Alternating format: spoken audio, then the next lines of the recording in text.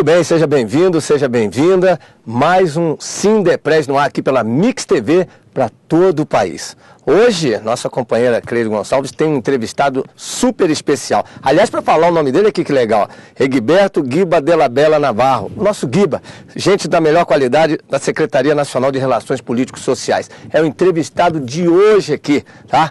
E você sabe, você precisa se associar. O sindicato forte é um sindicato com mais amigos chegando. Ó, tá aparecendo aqui, tá aparecendo no vídeo para você, tá aparecendo o nosso site, o nosso telefone. Cleide, dá um tchauzinho aí, o Guiba também já tá por aqui. Imperdível, foi uma entrevista feita também pro TV Sindepres, que é fantástico, é um projeto que já deu certo. E agora aqui conosco, essa entrevista, bate-papo muito legal. Na sequência, Cleide Gonçalves com o Guiba. Imperdível, vamos nessa. Bom dia, começa agora o Sindepres Entrevista. O nosso convidado de hoje é o assessor da Secretaria-Geral da Presidência, Egberto Guiba Navarro. Bom dia, Guiba. Bom dia, Cleide. É um prazer eu estar aqui com a TV do Sindepres, a TV dos trabalhadores do Sindepres, e é com muito prazer que eu estou aqui para ser entrevistado por você. Guiba, eu queria que você apresentasse um pouco mais. Além dessa sua nova função hoje na Secretaria-Geral da Presidência, eu sei que você tem um vasto currículo aí, inclusive na área sindical. Olha, a minha origem no início foi a igreja, né? Na organização da igreja. Depois eu passei por algumas empresas, né? Na sua organização aqui, sempre no estado de São Paulo. Depois eu participei da primeira comissão de fábrica dos trabalhadores da Ford, no Brasil. Em seguida eu fui para o Sindicato dos Metalúrgicos de São Bernardo, que eu fui secretário-geral e vice-presidente e presidente do Sindicato dos Metalúrgicos de São Bernardo, que hoje é o Sindicato Metalúrgico do ABC. Fui vice-presidente mundial da FITIM, Federação Internacional dos Trabalhadores, com a responsabilidade da Organização da América Latina e Caribe. Fui presidente da CNM, Confederação Nacional dos Metalúrgicos da CUT. Também participei da coordenação da campanha do ex-presidente Lula por quatro vezes de campanha e fui aqui o delegado regional do trabalho do estado de São Paulo. E hoje eu estou na Secretaria-Geral da Presidência da República. A Secretaria-Geral acompanha muito a Presidência da República. Nós antecipamos a viagem da Presidência, vamos lá conversar com os dirigentes sindicais, com as pessoas organizadas do movimento popular, para que quando a presidenta já chega aos locais, ela tenha já as suas informações, como ela vai se portar, como que ela vai se dirigir, se vai ter manifestação, se não vai ter manifestação, quais são os grandes problemas daquela localidade, da cidade ou do estado. Portanto, esse é um papel nosso da Secretaria-Geral da Presidência da República. Esse é um pouco do meu currículo. O nosso tema de hoje é a participação popular e sindicalismo. Iba, quais as principais questões enfrentadas no universo do trabalho e emprego no estado de São Paulo hoje, do seu ponto de vista? Eu quero falar um pouco da organização sindical. Uhum. Como é que o movimento sindical, desde as suas origens, não é? Que começou aí com os anarquistas, chegaram da Itália, né? Os partidos organizados como o Partido Comunista do Brasil, Partido Comunista e outros, né, europeus organizados, é fazer com que os trabalhadores fossem mais conscientes daquilo que nós ouvimos da rua. Nós temos obrigações, mas temos direito. Quais são os nossos direitos? Bom, ter uma melhoria nas condições, ter um plano médico, mais segurança dentro das empresas, e isso foi melhorando ao todo, não é? Os sindicatos foram se organizando, né? Foram conscientizando os trabalhadores, e eu lembro que no começo nosso do sindicato, nós entregávamos o boletim dos sindicatos, que hoje todos nós entregamos em qualquer lugar, na porta do edifício, dentro do edifício, na porta das fábricas. Isso era proibido, né? Alguns trabalhadores tinham que levar escondido para dentro da fábrica e tal, para informar os seus trabalhadores. Hoje não. Então o que eu penso hoje, não só para o estado de São Paulo, mas para o Brasil? Acho que aqui em São Paulo, por exemplo, nós temos as grandes centrais sindicais aqui no estado de São Paulo. Claro que ela pertence ao Brasil como um todo, na sua organização, mas elas estão mais aqui em São Paulo, todas elas. Eu não saberia dizer quantas centrais estamos hoje. Eu falo em 5, 6, né? Mas todo dia tem um pedido novo de central lá, eu não saberia dizer hoje quantas centrais nós temos. Agora, organizada mesmo são 5. E dessas 5, elas passam para os seus trabalhadores os seus direitos. Não é? Aquilo que nós comentamos um pouco, ter o registro da carteira de trabalho assinado, ter melhores condições de trabalho, ter uma relação mais fraterna com com empresários e tal, porque antigamente era uma guerra entre trabalhadores e empresários. Hoje nós já verificamos que os conflitos são menores, né, entre empresários e trabalhadores. Então, o que eu acho aqui em São Paulo? As centrais sindicais têm que ouvir mais ainda os trabalhadores. Ouviram? É verdade, mas tem que ouvir mais, tem que participar mais, tem que entender o que os trabalhadores querem na sua condições. Porque, às vezes, os dirigentes sindicais, eu acho que o meu trabalhador lá na minha base quer isso. Não. Ele tem que ouvir o trabalhador se é isso mesmo que quer. Eu cometi um grande erro uma vez, e eu quero fazer essa experiência. Eu era o coordenador de fábrica da Ford, também já era o dirigente sindical, e numa Copa do Mundo nós achamos que nós sabíamos tudo. Como eu jogava futebol, eu e os outros falaram, olha, vamos fazer tais paradas nos tais dias e levamos para a empresa. Nós erramos completamente. Os trabalhadores, não é isso que nós queremos, era outra coisa. Então eu me coloquei acima daquilo que os trabalhadores queriam. E é isso que as centrais hoje cometem aqui em São Paulo e no Brasil. Os seus dirigentes sindicais, né? Porque eu quero sempre separar, como o delegado do trabalho aqui em São Paulo, como eu fui, eu propus um conselho sindical. E o que era o conselho sindical? Eu não queria que participassem as centrais sindicais. Eu queria que participassem os dirigentes sindicais locais, porque eles é que estão mais frequentes com os seus trabalhadores. Eles que estão ou dentro da fábrica, ou dentro das empresas, ou dentro dos edifícios, para entender o que os trabalhadores querem, porque eles estão mais colados aos trabalhadores, mais presentes. As centrais sindicais é a sua grande política nacional, para falar com o governo, para falar com entidades internacionais. Então nós temos que reforçar isso, que são os dirigentes sindicais de base, e fazer com que isso tenha mais presença entre os administradores municipais e estaduais, que é prefeituras e governo de São Paulo. Sem isso, nós não vamos conseguir melhorar as condições dos trabalhadores. Vamos para o intervalo e voltamos já já.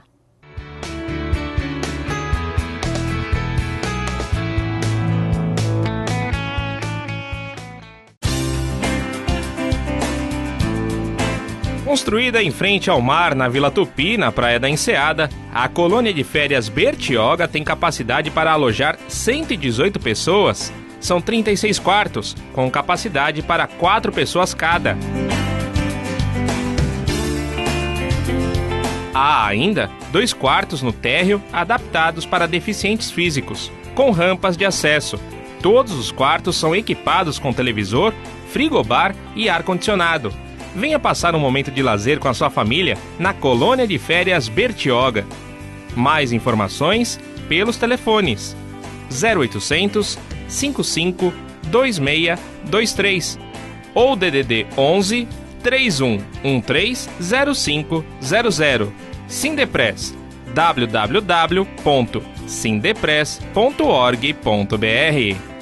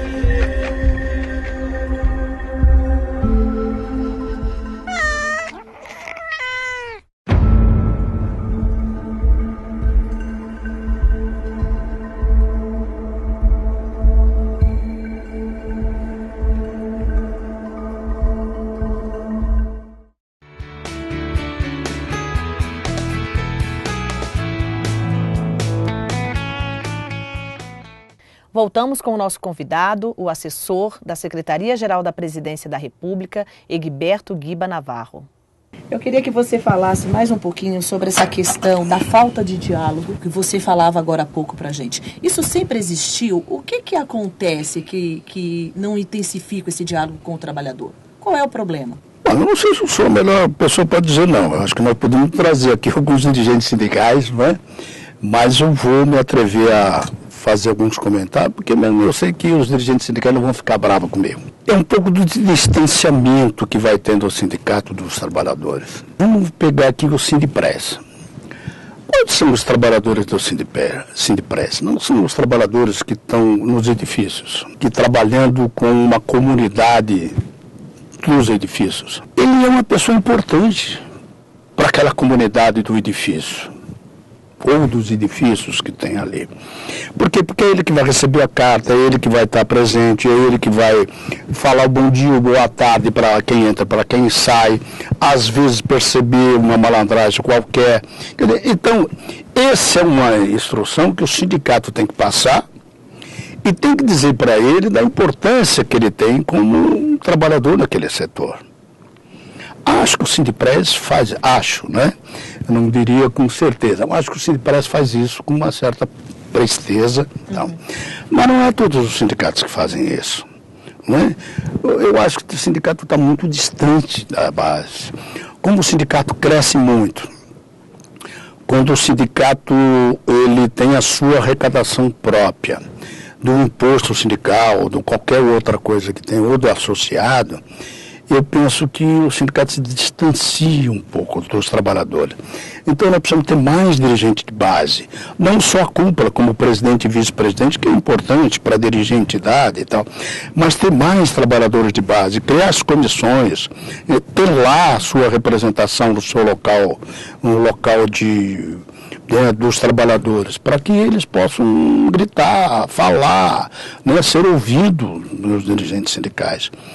Esse é o distanciamento que tem um distanciamento muito grande entre os dirigentes sindicais de cúpula, né, que eu acho que tem que existir, eu defendo isso, eu também fui de cúpula, tá certo? E os seus dirigentes de base, não é? Que tem que ter poderes, que tem que ter preparação, precisam ser melhores preparados, não só para o momento de conflito, mas no momento para evitar o conflito. Também na negociação com o patronato e com os trabalhadores. Então eu acho que esse é um pouco do distanciamento em que tem os dirigentes sindicais da sua base. Existem diferenças regionais nos problemas e soluções relativos ao trabalho e emprego no Brasil hoje? Se existem, quais são os principais? Existe muita diferença. Nós estávamos comentando agora, por exemplo, de São Paulo. Se nós pegarmos hoje São Paulo e vamos pegar aí Maranhão, Piauí, por mais crescimento que houve nos dirigentes sindicais, na sua organização, agora há pouco nós falamos das centrais sindicais, que tem um papel nacional e às vezes também internacional. As centrais sindicais têm que organizar os trabalhadores no Brasil como um todo. Não é? Pegar o do Piauí, do Maranhão, do Fortaleza, não sei de onde, e organizarmos eles, não é? Para dar as mesmas qualidades do que temos em São Paulo para outro lugar, porque as diferenciações de Estado, às vezes são diferenciações muito grandes de salário. Eu lembro, por exemplo, que quando houve a descentralização da indústria, a chamada descentralização da indústria, que eu fui favorável e sofri muito isso com os dirigentes sindicais, eu fui favorável. E sou favorável à descentralização da indústria, mas ela não poderia ter sido da forma que foi feito. A descentralização da indústria foi para favorecer a indústria em outros locais. Por exemplo, a indústria que saía de São Paulo ia para o norte ou nordeste ou qualquer outro estado pagar muito menos salário, darem muito menos condições aos trabalhadores. Portanto, essa não era a descentralização que nós queríamos. Nós queríamos que essa descentralização fosse feita, de criar, de levar a Ford para a Bahia, para Pernambuco, a Volkswagen para o Rio Grande do Sul, para o Rio Grande do Norte, ou a Mercedes, enfim, essas grandes indústrias, mas dê as mesmas condições aos trabalhadores que eles tinham aqui. né? Então eu acho que essa é o papel das centrais sindicais e que tem, em algum momento tem cumprido bem esse papel, né? De orientar os trabalhadores lá daquele estado que eles têm os mesmos direitos dos trabalhadores daqui e que a empresa que está lá é a mesma empresa que explora aqui, não é? Então essa é a descentralização em que eu defendia, mas com igualdade de direitos e igualdade de condições. Como você vê a evolução da participação dos sindicatos na sociedade brasileira? Se bem que você já fez bastante comentários, né, nessa linha. Olha, eu fiz alguns comentários como era difícil, o início do movimento sindical. Hoje, felizmente, as centrais sindicais têm assento no governo federal, nas repartições do governo federais e estaduais nos seus estados. Então, as centrais sindicais, o movimento sindical, se organizou bastante e já são ouvidos. Não é? Claro que de vez em quando tem que empurrar um pouco o governo, porque o governo não é só ser ouvido, tem que chacoalhar também, né? Dizia o nosso presidente o seguinte: não adianta pedir, só pedir, tem que manifestar para que a gente possa ser ouvido ou ouvir melhor o que vocês estão dizendo. Então, as centrais sindicais no Brasil hoje, o movimento sindical cresceu bastante para fazer e para estar participando dos governos municipais, estaduais, tá? Eles têm assento. Eu falei agora há pouco do Conselho Sindical, que nós tivemos a oportunidade de falar quando tivemos aqui na DRT, como delegado regional do trabalho. Eu penso que o movimento sindical se apropriou pouco daquele Conselho Sindical. Porque, veja, foi a primeira oportunidade que foi dada pelo governo federal, dentro de uma repartição do Estado, como delegado regional, acompanhar as fiscalizações, propor fiscalizações, verificar as fiscalizações. Porque quando eu entrei na delegacia regional, eu sabia dos desvios, dos desmandos que tinha. Então, eu na minha posse disse, eu quero pelo menos eliminar 60% da corrupção que existe. E para isso eu chamei os dirigentes sindicais. Para isso eu propus que os dirigentes sindicais participassem. Criei os conselhos sindicais para que nós pudéssemos ter no estado inteiro, em diversas cidades do interior. Felizmente, no começo, o movimento sindical aderiu. Houve uma incompreensão dos auditores fiscais, mas depois os dirigentes sindicais foram se acomodando e não participaram mais. Então eu penso que os dirigentes sindicais têm que participar mais dos órgãos federais, porque os órgãos de governo, eles passam, mas o governo fica. Guiba, eu quero agradecer a sua presença aqui conosco hoje. Muito obrigada. É com você, Figueiredo. É o nosso Sindepres no ar. Daqui a pouquinho tem a palavra do presidente. Eu estou sempre dando esse recado para você. Associe-se. É importante você entrar no Sindepres. Está aparecendo o site, está aparecendo o nosso telefone. Sempre importante. Agora nós vamos a um intervalo rápido e voltamos já já.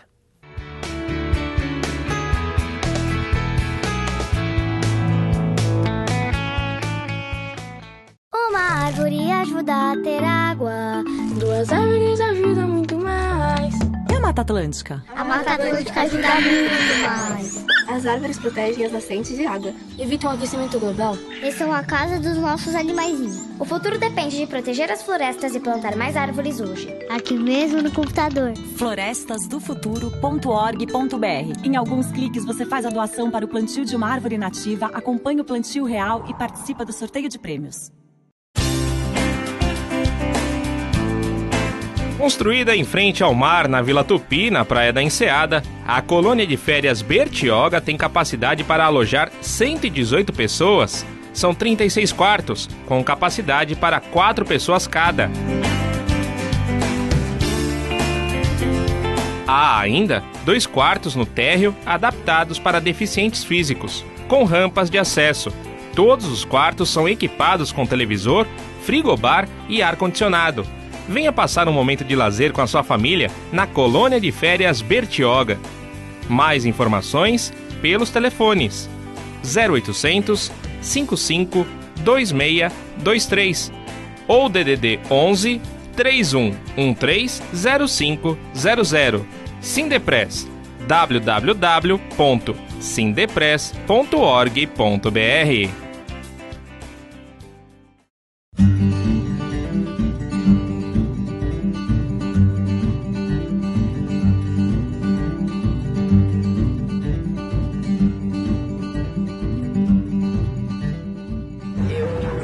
Consciência que milhões de brasileiros viviam em risco de pobreza, mas eu não tinha ideia do que era esse dia a dia. Quebra uma série de barreiras, quebra uma série de preconceitos. E a partir do momento que eu vi isso, eu não consegui não participar e não continuar voltando. Tendo um trabalho fixo dentro da comunidade, ele está ali sempre. E a comunidade se sente mais forte. A gente trabalha basicamente com a questão da mobilização dos moradores. É uma das coisas que eles querem, o protagonismo deles. Eu quero estar com essa comunidade, eu quero viver isso e acompanhar isso a longo prazo, para chegar no final e vibrar com eles como uma vitória. Você vai sentindo as transformações individuais e coletivas. Hoje nós temos a nossa cabeça mais erguida, né? Assim, nós temos mais força para lutar. Pra gente é muito importante pra gente sentir que a gente é capaz de transformar. Todo mundo participa e pode realmente mudar tudo. Vocês possam usar a vida outro dia para fazer outro trabalho pra gente.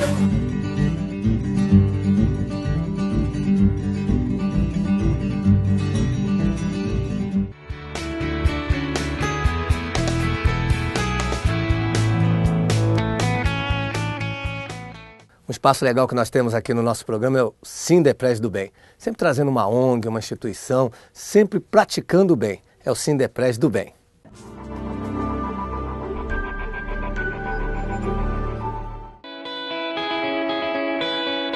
Quando a gente fala de escola pública, já vem uma imagem que já é passada pelo estado do Rio de Janeiro de ser uma escola precária, com ensino precário.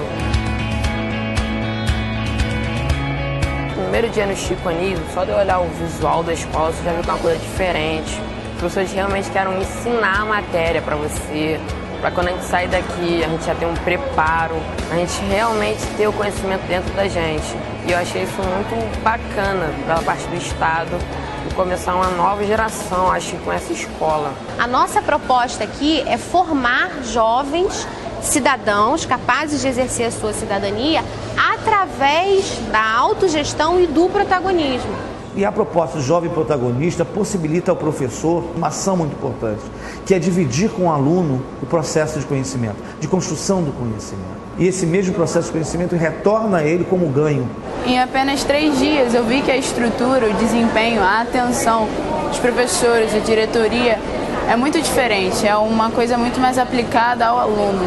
Apesar de ser muito cansativo, acordar bem cedo e já chegar a preparar para dormir de novo, vale muito a pena, porque tem toda uma estrutura, tanto física como intelectual dos professores. Eles vão o tempo inteiro trabalhar de forma colaborativa, em times, construindo propostas que vão, por um lado, transformar positivamente o espaço da escola, por outro, gerar pesquisas, produzir conhecimentos, compartilhar conhecimentos de forma aprofundada. O ensino das outras escolas são muito quadráticas, é muito formal. Aqui eles abriram o stand, a caixinha se abriu.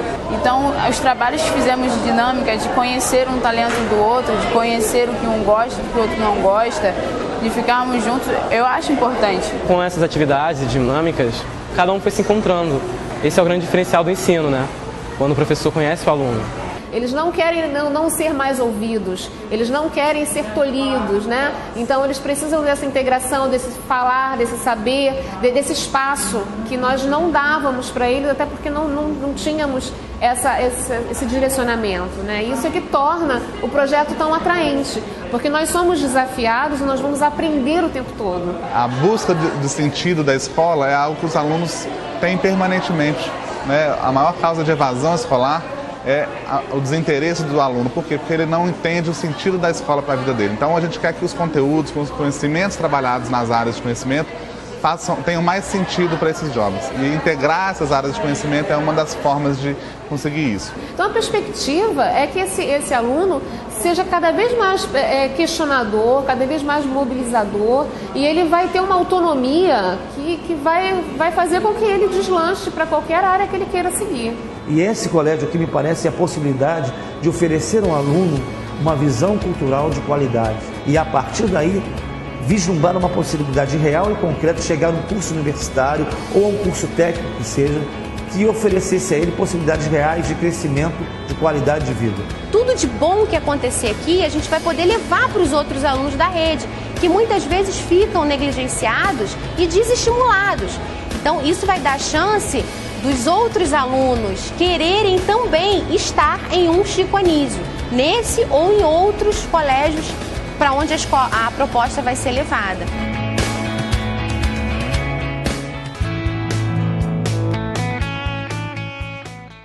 Chegou aquele momento especial, a palavra do presidente Genival Bezerra Leite. Vamos juntos assistir o nosso presidente?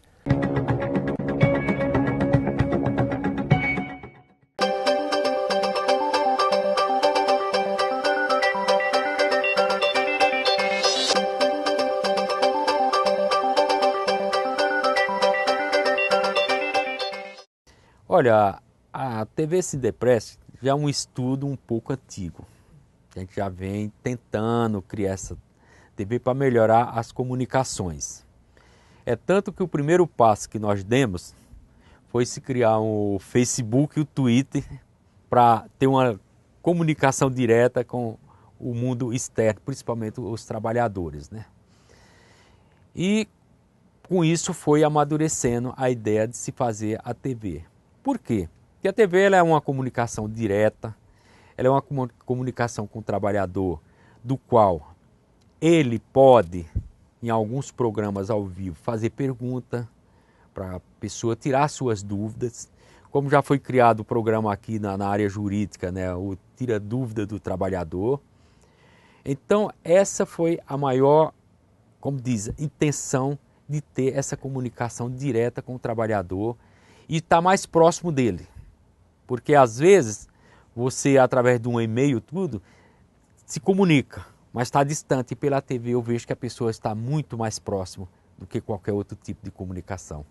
Eu quero convidar todos os trabalhadores que venham ao sindicato, venham conhecer as instalações, vejam o que o sindicato tem para oferecer e se associe. Porque se você se associar, você vai tornar o seu sindicato mais forte, nós vamos ter mais força de lutar por você e isso você só sai ganhando.